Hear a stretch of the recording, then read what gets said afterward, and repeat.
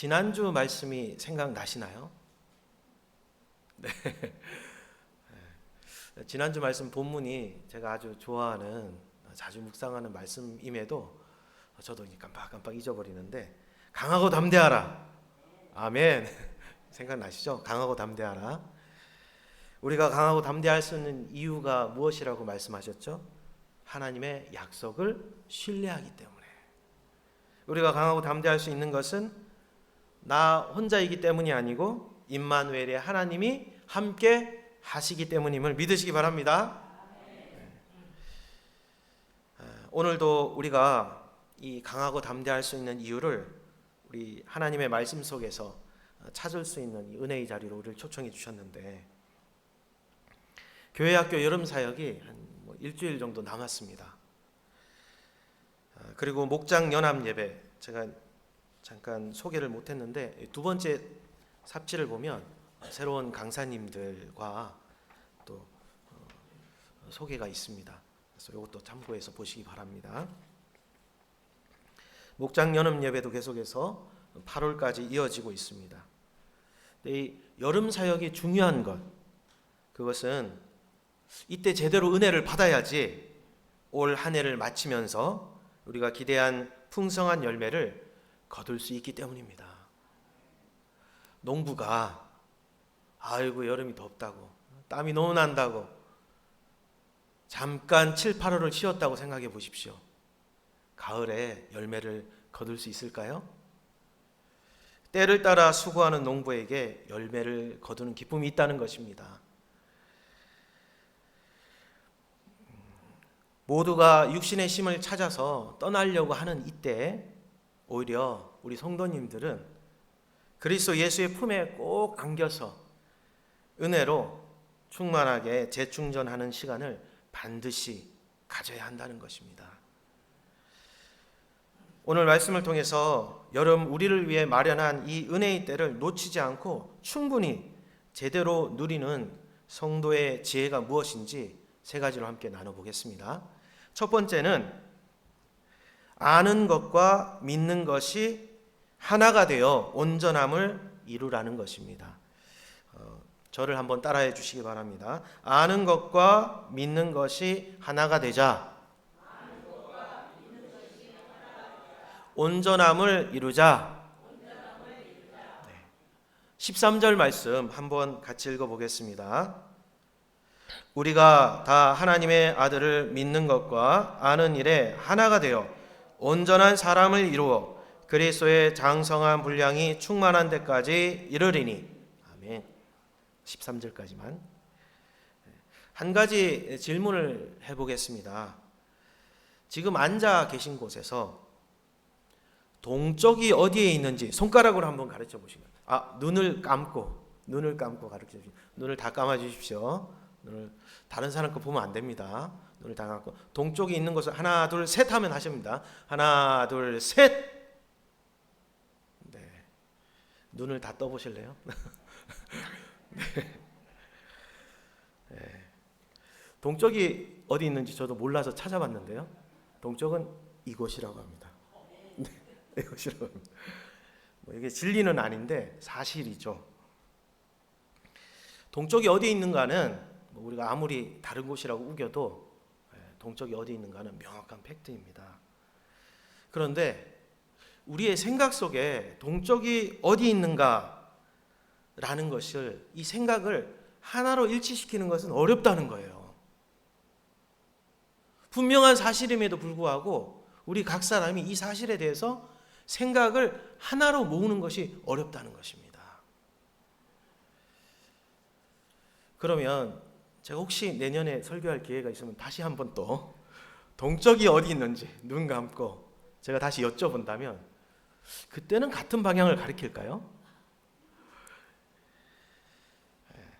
이렇게 간단한 사실, 또 간단한 진리라도 모두가 같은 방향을 바라보려면 어떻게 해야 될까? 충분한 시간이 필요한 것 같습니다. 아마 한 달 정도 반복해서 연습하면 안 틀리겠죠? 같은 방향을 바라보는 것이 얼마나 중요한지 제가 다른 방식으로 한번 또 생각해 봤습니다. 지금 우리가 이렇게 앉아 있지 않습니까? 그런데 만약 우리가 빠르게 달리는 차 안에서 있다고 생각해 보겠습니다. 성도님 한 분 한 분이 각기 다른 차를 타고 오시는 것입니다. 그런데 도로도 없습니다. 세상에. 내비게이션도 없습니다. 동서남북이 어디 있는지도 헷갈립니다. 자, 그러면 우리 차를 타고 교회를 오시는 성도님들에게 여쭤보겠습니다. 교회를 제대로 오실 수 있을까요? 동성교회는 뭐 거의 57년 동안 오신 분도 계시니까 아마 이 교회를 찾는 일은 어렵지 않으실 수도 있습니다. 그러나 어디를 가십시오라는 미션이 주어진다면 아마 그 같은 장소에 도달하는 분들은 많지 않을 것입니다. 더군다나 도로도 없고 내비게이션도 없고, 그렇다면 아마 빠르게 달리는 차들이 한꺼번에 출발을 한다고 했을 때 금방 큰 사고가 날 것입니다. 목적지까지 도달하지 못하게 되는 일이 허다하게 일어날 것입니다. 한 사람의 10걸음보다 같은 방향으로 내딛는 10사람의 한 걸음이 더 어렵지만 더 중요하다라는 격언이 있습니다. 우리는 21세기를 살고 있는데요. 21세기는 개인주의화되고 민주주의가 상당히 발달했습니다. 이것이 장점도 있지만 사회적인 혼란과 분열, 이 심해지는 부작용도 있는 것 같습니다. 기독교 쪽도 그런 경우가 있는데 이단들이 얼마나 많은지 모릅니다.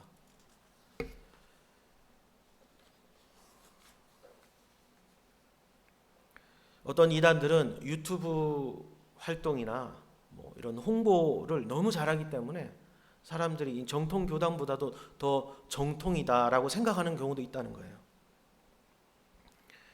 그런데 이 많은 이단들이 하나님의 아들 예수 그리스도에 대해서 잘못된 지식을 가리키는 경우가 많다는 것입니다. 다 예수를 믿는다고 하는데 예수를 다르게 알고 있는 것입니다. 신앙생활을 하는데 예수를 다르게 알고 있다.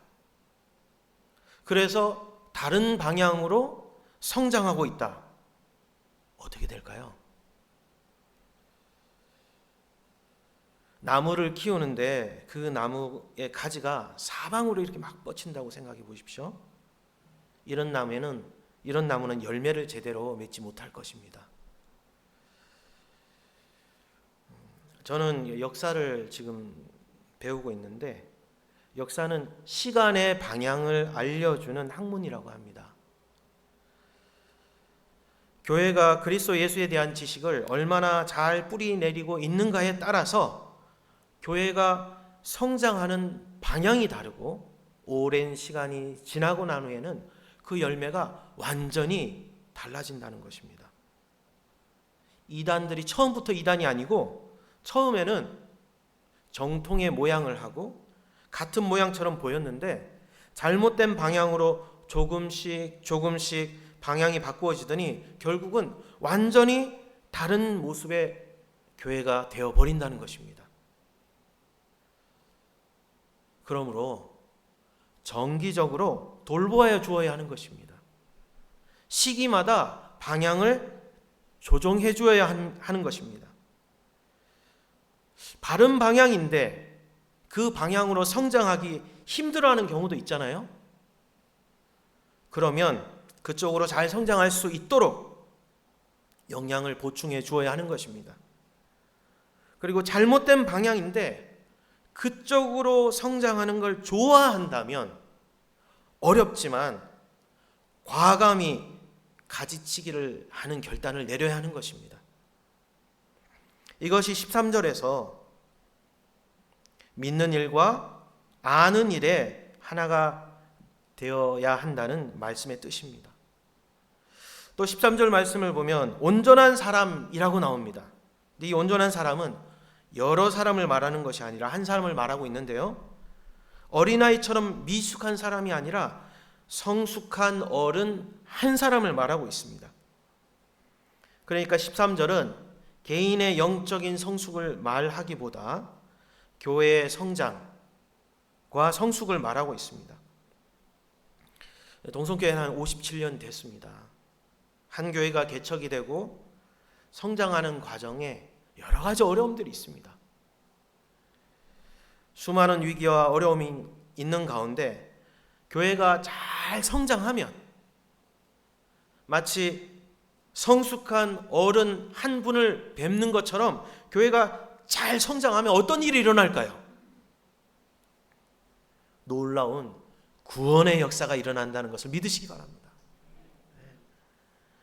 세상의 어떤 학교도, 어떤 국가도, 어떤 기관도 할 수 없는 이 놀라운 구원의 역사, 영원 구원의 역사가 시작되는 것입니다. 그러므로 사랑하는 성도 여러분, 여름에 풍성한 말씀 잔치가 기다리고 있습니다. 교회 학교만 그 잔치를 즐기는 것이 아니라 이곳에 모인 모든 우리 성도님들도 그 잔치에 참여하시어서 교회의 하나됨을 통해 교회의 성장뿐만 아니라 나 개인의 영적 성숙을 맛보는 여름이 되시길 바랍니다. 둘째는 요동하는 어린아이의 신앙을 과감히 벗어버려야 한다고 말하고 있습니다. 14절 말씀을 함께 읽어보겠습니다. 이는 우리가 이제부터 어린아이가 되지 아니하여 사람의 속임수와 간사한 유혹에 빠져 온갖 교훈의 풍조에 밀려 요동하지 않게 하려 함이라. 내가 정말 알아야 할 모든 것은 유치원에서 배웠다 라는 제목의 책이 한때 유행했습니다. 읽어보신 분도 계실 텐데요. 이 책을 쓰신 분은 로버트 풀검이라는 이름의 목사님이십니다. 복잡하고 바쁜 현대 사회에서 인생에서 깨닫는 단순한 진리가 주는 따뜻한 위로, 깊은 공감, 이것 때문에 사람들에게 인기가 있었습니다. 이 책에서 말하고 있는 몇 가지, 우리가 유치원에서 배우게 되는 몇 가지 한번 말씀드리겠습니다. 나는 몇 가지나 잘 따르고 있나 한번 체크를 해보시기 바랍니다. 첫 번째, 무엇이든 나누어 가지라. 두 번째, 사용한 물건은 제자리에 놓으라. 제자리에 놓고 계시죠? 세 번째, 내 것이 아니면 가져가지 말라. 네 번째, 다른 사람을 아프게 했다면 미안하다고 말하라. 다섯 번째, 음식을 먹기 전에는 손을 씻으라. 여섯 번째, 변기를 사용한 뒤에는 물을 내려라. 또 마지막으로는 균형 잡힌 생활을 하라. 너무 일만 하지 말고 또 공부도 하고 그림도 그리고 노래도 부르고 춤도 추고 놀기도 하라. 이렇게 나와 있습니다. 몇 가지나 지키고 계신가요?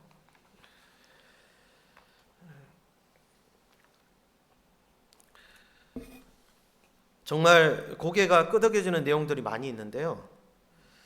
사람들이 쉬는 시간에 유튜브를 통해서 편안하게 듣고 싶은 내용들이 이 책에 가득 있습니다.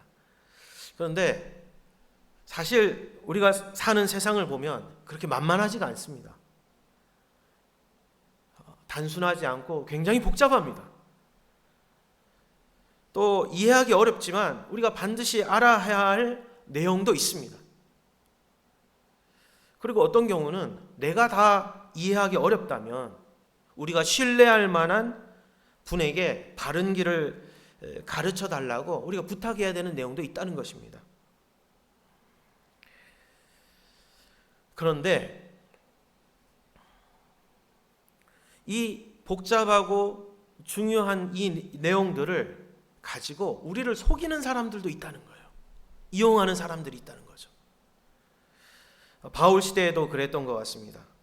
교회가 생겨난 지 오래되지 않았는데 개척한 지 한 10년 전후였는데 벌써부터 교회에 속임수로 교회를 무너뜨리려는 시도가 있었다는 것입니다.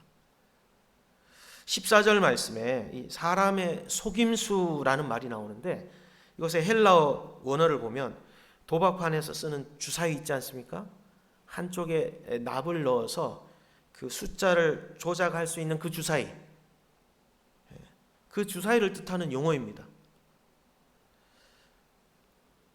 그러니까 이런 방식으로 속여서 교회를 무너뜨리려는 시도가 있었다는 것은 단순히 실수로 또는 몰라서 가벼운 마음으로 거짓말을 한 것이 아니고 속이려는 의도를 가지고 또는 상대방의 재산을 탈탈 털어먹으려는 이 설계된 거짓말을 통해서 교회를 무너뜨리려는 시도가 있다는 것입니다.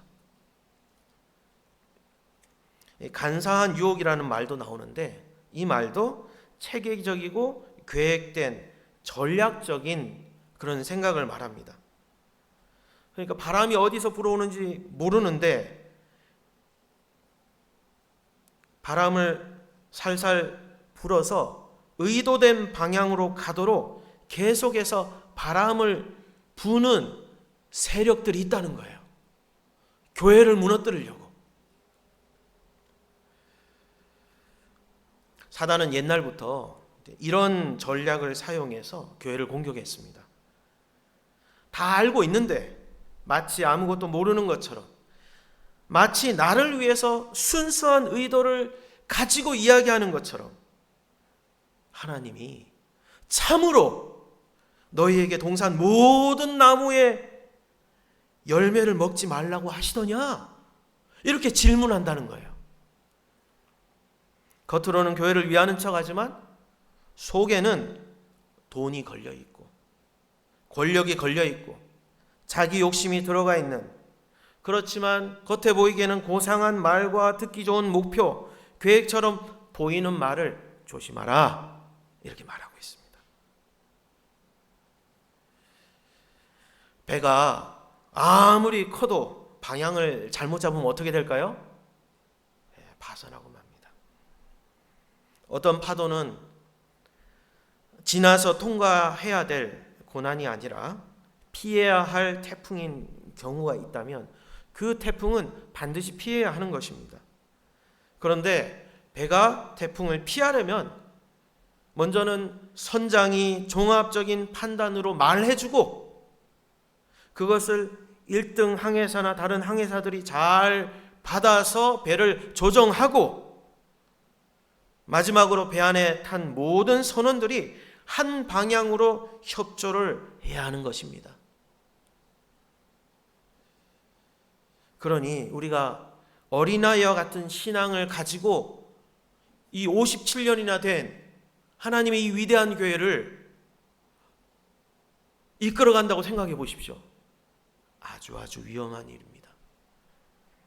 유치한 자기 생각을 하나님의 말씀으로 가르침을 받아서 예수 그리스도의 장성한 분량이 충만한 데까지 이르도록 배워야 된다고 말씀하고 있는 것입니다. 교회는 각자 원하는 대로 뭐든 할 수 있는 취미 클럽이 아닙니다. 교회는 세상을 향해 잃어버린 영혼, 죽은 영혼을 살리는 구원선인 것입니다.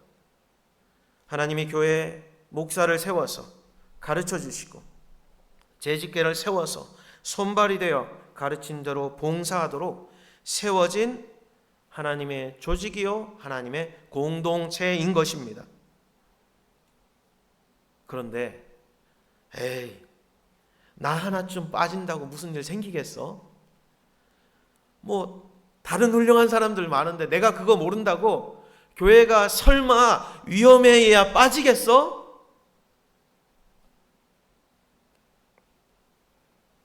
근데 그렇지가 않다는 것입니다. 기록을 보면 그 거대한 타이타닉 있지 않습니까? 타이타닉의 침몰도 시작은 당번을 섰던 2등 항해사가 항해하기 전에 그 망원경을 넣어두는 상자의 열쇠를 반납하고 가야 되는데 반납하지 않고 자기 주머니에 넣어버려서 그냥 내렸다는 거예요. 그러니 그 밤에 거대한 빙산이 안개에 가려져 있는데 그 배에 2등 항해사로 있던 분은 망원경을 통해서 그것을 확인하지 못하고 육안으로만 확인하다가 배가 그냥 그렇게 되었다는 것입니다. 그러므로 어린아이와 같은 생각을 버리는 이 은혜의 시간을 이 여름에 가지시길 바랍니다. 네, 마지막으로 셋째로 사랑 안에서 참된 것을 행하여 그리스도에게까지 자라나십시오. 이렇게 권면하고 있습니다. 15절 16절 말씀을 읽어보겠습니다. 오직 사랑 안에서 참된 것을 하여 범사에 그에게까지 자랄지라. 그는 머리니 곧 그리스도라. 그에게서 온몸이 각 마디를 통하여 도움을 받음으로 연결되고 결합되어 각 지체의 분량대로 역사하여 그 몸을 자라게 하며 사랑 안에서 스스로 세우느니라. 아멘. 신앙 성장의 종착지이자 기준은 오직 우리의 머리 대신 예수 그리스도이십니다. 그런데 이런 영적인 자라남은 단번에 이루어지는 것이 아니라 매일매일 이루어지는 훈련과 순종, 예배를 통해서 이루어집니다. 이를 위해 사도 바울은 사랑 안에서 참된 것을 행하라 이렇게 권면하고 있는데요. 스페인의 바르셀로나에 가면 사그라다 파밀리아라는 성당이 있습니다. 1882년 약 145년 정도 만에 이 탑이 완공이 되었는데요. 근데 아직도 공사해야 할 곳이 여러 군데 남아 있다고 합니다. 완공되기 전에 저도 한번 보고 싶은데, 이 성당은 안토니 가우디라는 그 유명한 건축가가 설계를 했는데, 사그라다 파밀리아라는 말은 거룩한 가족, 거룩한 가정이라는 뜻을 가지고 있습니다.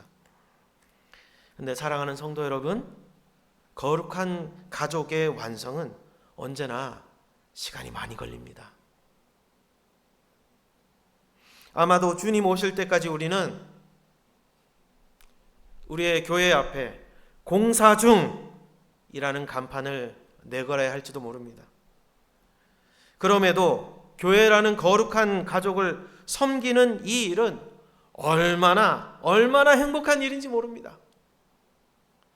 교회만이, 그리고 예수 안에 있는 우리 각 성도들만이 그리스도의 형상으로 성장하여서 하나님의 영광의 빛을 이 세상에 비춰줄 수 있기 때문입니다. 세상의 어떤 기관도, 어떤 조직도, 어떤 공동체도 그리스도의 형상, 그리스도의 영광, 그리스도의 아름다움을 교회만큼 충분히 드러낼 수는 없는 것입니다. 오직 교회만이 그럴 수 있습니다. 그런데 그 교회가 세워지는 과정은 오늘 말씀 16절을 보니 도움을 받음으로 된다라고 말하고 있습니다. 그에게서 온몸이 각마디를 통하여 도움을 받음으로, 서로 도움을 받음으로 그렇게 세워진다는 것입니다. 이 도움을 받음으로라는 단어의 헬라어 원어를 보면 이 말은 어떤 한 부유한 시민이 도시에 축제가 있을 때 그 축제에 참가하는 합창단 단원 전체를 후원할 때 썼던 말이라고 합니다. 그러니까 도움을 받음으로라는 말은 아낌없이 풍성하게 공급받는다, 섬김받는다라는 의미가 있습니다.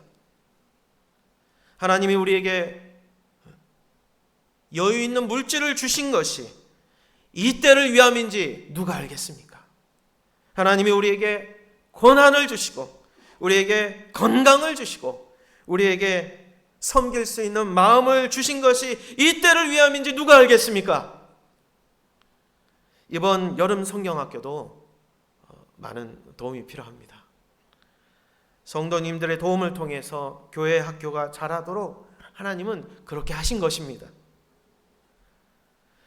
기도도 많이 해주시고 후원도 많이 해주시고 많은 격려도 부탁드립니다.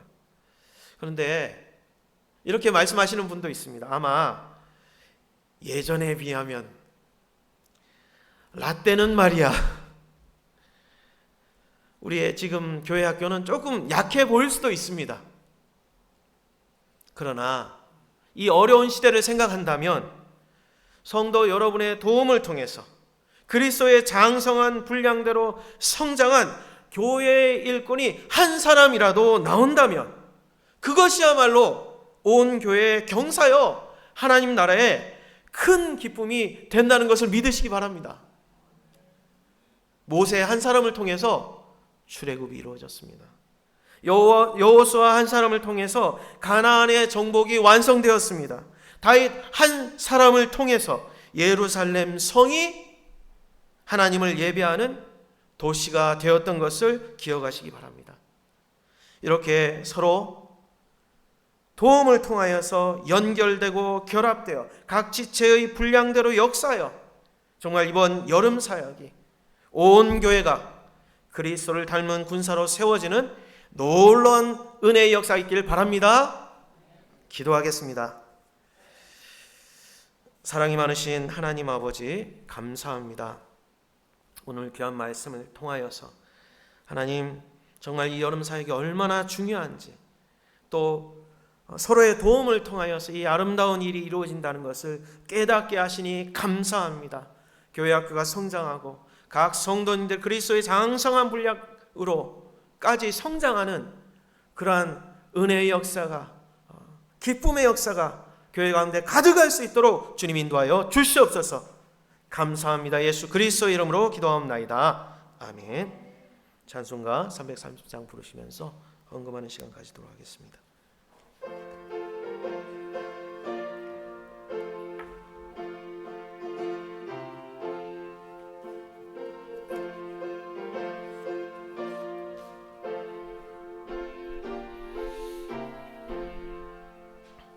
어두운 밤 시대리니 내 직분 지켜서 잔이슬 맺힐 때에 일찍 일어나 해 돋는 아침부터 힘써서 일하라. 일할 수 없는 밤이 속히 오리라. 어두운 밤 시대리니 내 직분 지켜서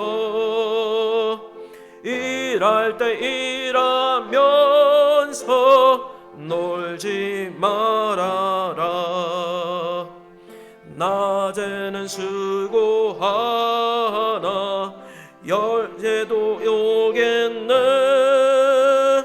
일할 수 없는 밤이 속히 오리라. 어두운 밤 시대리니 내 직분 지켜서 자는 해 빗긴 볕에 힘써 일하고 그 빛이 다하여서 어둡게 되어도 수만 있는 대로 힘써 일하라. 김감숙 집사님 범사에 감사합니다. 박영래 권사님 범사에 감사합니다. 박선영 집사님 감사헌금, 이승민 집사님 늘 함께 하시는 주님 감사합니다. 주 안에서 영권의 강건함으로 승리하게 하소서. 이낙훈 목사 넘치는 은혜를 주시는 하나님께 감사드립니다. 성경헌금 박순장 권사님 드렸습니다. 기도하겠습니다. 사랑이 많으신 하나님 아버지, 우리에게 주님께서 섬길 수 있는 믿음을 주셔서 감사합니다. 주님께 감사를 표현하고 하나님 여름 성경학교를 섬길 수 있는 하나님 물질을 주셔서 감사합니다. 하나님을 뜨겁게 예배할 수 있는 건강과 하나님 함께 예배할 수 있는 이 영적인 가족을 주셔서 감사합니다. 하나님 오늘 헌금한 집사님, 권사님 또 모든 성도님들 기억하여 주시고 하나님께서 주님 받은 대로 감사하여 하나님께 영광 돌리오니 그 인생 주여 차고 넘치도록 하나님 풍성한 열매로 응답하여 주시옵소서. 또한 하나님 아버지 이 자리에 믿음으로 주님 찬양으로 하나님 감사의 마음을 담아 하나님 예배하러 온 모든 성도님들을 기억하여 주시어 주님 이 여름에 주여 내 인생의 방향을 재조정하고 은혜로 주님 우리의 영혼을 새롭게 하시는 하나님의 은혜로 말미암아 하나님 올 한 해 비록 주여 연약하고 또 때론 하나님 낙심할 때가 있지만 주님의 은혜로 말미암아 끝까지 완주하여 하나님 믿음의 풍성한 열매를 거두시는 우리 성도의 삶이 될 수 있도록 주님 축복하여 주시옵소서. 또한 담임 목사님 기억하여 주시고 영육간에 강건케 하여 주시며 하나님 온 교회 학교가 하나님 그 말씀을 사역을 통하여서 하나님 심령의 부흥을 맛보는 회복을 넘어 부흥을 맛보는 하나님의 은혜의 역사를 허락하여 주시옵소서. 감사합니다. 예수 그리스도 이름으로 기도합나이다. 아멘. 찬송가 620장 1절 부르시겠습니다.